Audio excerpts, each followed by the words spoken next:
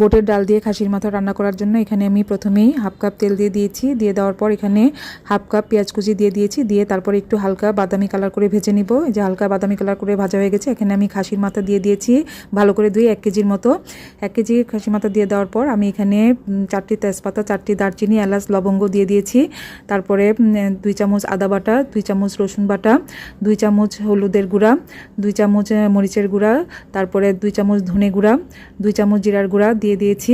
দিয়ে দেওয়ার পর আমি এখানে পরিমাণ মতো লবণ দিয়ে দিয়েছি। দিয়ে তারপরে এখন ভালোভাবে নেড়ে চেড়ে মশলা এবং মাথা ভালোভাবে মিশিয়ে নিব।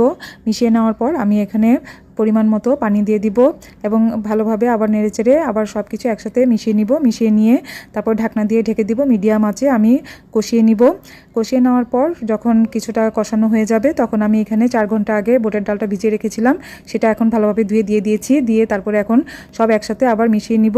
মিশিয়ে নিয়ে তারপরে আবার আমি ঢাকনা দিয়ে ঢেকে কষিয়ে নিব। এই যে আমার কষানো হয়ে গেছে আর সুন্দর পানি উঠেছে। আমি তারপরেও এখানে হালকা কুসুম গরম পানি দিয়ে দিচ্ছি। ঝোলটা আপনারা আপনাদের পছন্দ মতো দিয়ে নেবেন। এরপর হাফ চামচ টালা জিরার গুঁড়া, হাফ চামচ গরম মশলার গুঁড়া এবং 4-5টি আমি কাঁচামরিচ দিয়ে দিচ্ছি ফ্লেভারের জন্য। আর তারপরে আমি ভালোভাবে আবার নেড়ে চেড়ে মিশিয়ে নিব। মিশিয়ে নিয়ে ঢাকনা দিয়ে ঢেকে দিব এবং রান্না করে নিব। এই যে আমার রান্না হয়ে গেছে আর সুন্দর সিদ্ধ হয়ে গেছে। আর এভাবে করে আমি বুটের ডাল দিয়ে খাসির মাথা রান্না করে থাকি, যা খেতে খুবই মজা হয়। গরম ভাতের সাথে তো খেতে আরও ভালো লাগে।